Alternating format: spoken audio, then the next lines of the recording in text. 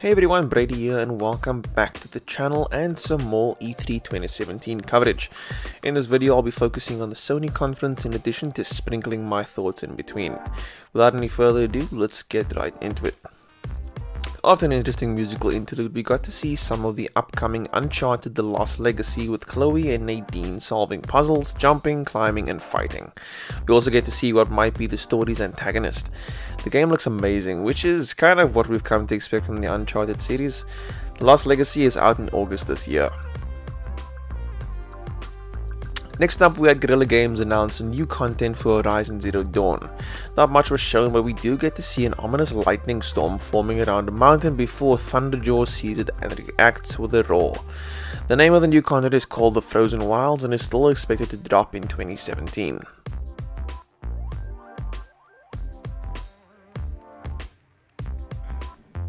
Zombie-like survival game Days Gone was next with a fairly lengthy gameplay segment featuring the protagonist Deacon riding his motorcycle, killing a pursuing infected dog or wolf, and then killing two hunters who ambushed him.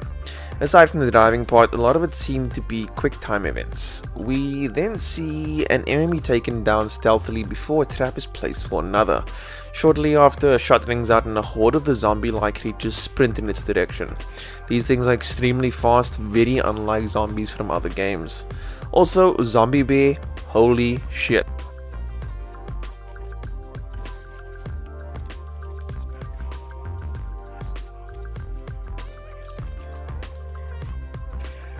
Unfortunately, there's still no confirmed release date for Days Gone, but I get the feeling it will get one soon. President and CEO of Sony Interactive Entertainment America, Sean Layden, then appeared on stage to talk about some of the games that have appeared on the PS4 in 2017 thus far. Games like Persona 5 and Horizon Zero Dawn, also in addition to welcoming everyone to the Sony showcase.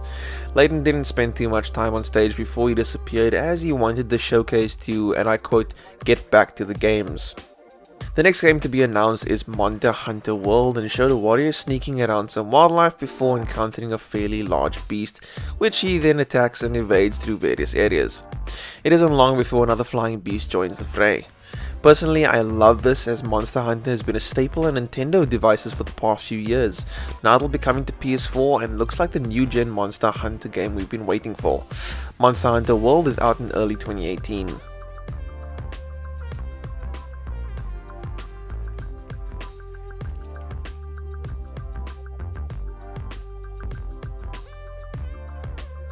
Oh boy, this next one came as a huge surprise. PS2 classic Shadow of the Colossus will be getting an HD remake for the PS4 in 2018. The trailer showed on stage looked incredible thanks to the power of the PS4, and it's going to be awesome to revisit this title. Marvel vs. Capcom Infinite showed off a range of characters from its cast as they take the fight to Ultron. Something seems to have happened to Chun-Li's face though. I can't seem to put a finger on what it is exactly, but it seems kind of off. I don't really know what it is, but Marvel vs. Capcom Infinite is out in September this year. Call of Duty World War II was up next with an action-packed trailer full of gunfire, grenades and flamethrowers. I haven't really played any Call of Duty games since Ghost, but I can definitely say that this one looks like one I might enjoy. Must be the time period. Then we got a taste of Skyrim VR. Oh my god, it looks so good. And slaying dragons in VR is something that I feel I want, nay, need to do. Another VR title on show was Star Child. Not much was shown aside from the fact that it appears to be a side-scroller game featuring a large robot and a possibly large robot insect.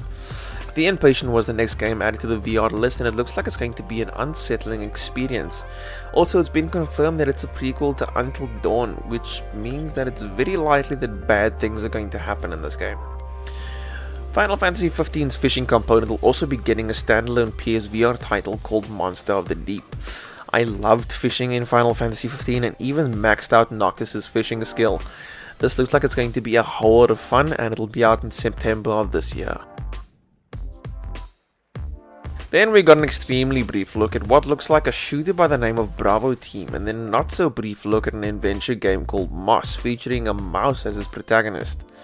The auditorium went wild once the next trailer rolled in and everyone caught a glimpse of PlayStation's resident angry man Kratos. He's still pretty badass at whooping the ass of everything in sight while still being able to take a beating. The Kratos being a father but is still very interesting as he seems to be actually quite good at it. Also, his son can communicate with beasts. That's something I think I saw in the trailer. Plus, I'm so keen to see how we got to this point after the events of God of War 3. God of War is out in early 2018.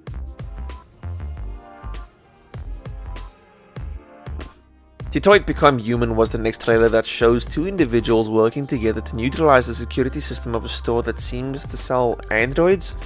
Players will have to choose how to lead the android revolution and create their own story. So far, it looks great. Destiny 2 then got a new trailer showing Cabal Red Legion leader Dominus Ghaul as he attacks the tower, defeating any guardians that stands in his way. It was a pretty short trailer, but it was a chance to show exactly which pieces of exclusive content PS4 players will be getting, and the fact that the release date has been brought forward by 2 days, from September 8th to September 6th. Shawn Layden then appeared on stage to thank everyone for attending the showcase, in addition to introducing a true exclusive, that exclusive being Spider-Man, for which we have finally got some gameplay footage. Spidey takes on a group called the Demons and does so in true Spider-Man fashion, perching on ledges, zipping to girders, and just using his web to take down his prey. Hell, he even sets a proximity web trap at one point, which looks absolutely amazing. He's also able to use the objects in the environment to his advantage. What really gets to me is just how smoothly Spidey navigates around the area. It just looks so right. I don't know if right is the right word, but it just works, man. Then the hand-to-hand combat. It seems to take some influence from the free-flow combat system seen in the Batman Arkham games, which is never a bad thing. The difference being that it's been applied to Spider-Man and his way of fighting.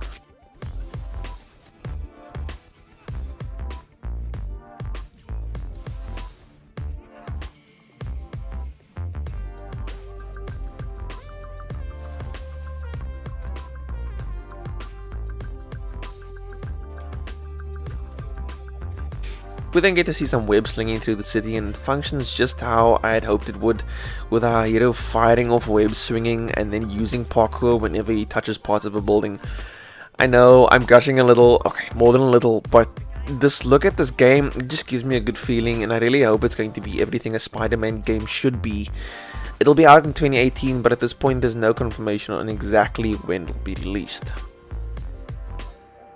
After a montage of footage from the game showed at the showcase, we get one final glimpse of Spider-Man, but from a different perspective though, from the view of a bystander. That bystander is Miles Morales, who is also a Spider-Man. Does this mean that both Peter Parker and Morales will be in the same game?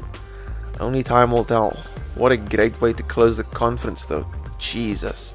I enjoyed the Sony conference. It was very trailer heavy with very few appearances by Shawn Layden, but I feel okay with this. Also, there wasn't much in terms of announcement of new IPs, but we got more gameplay footage of games that got announced at last year's conference.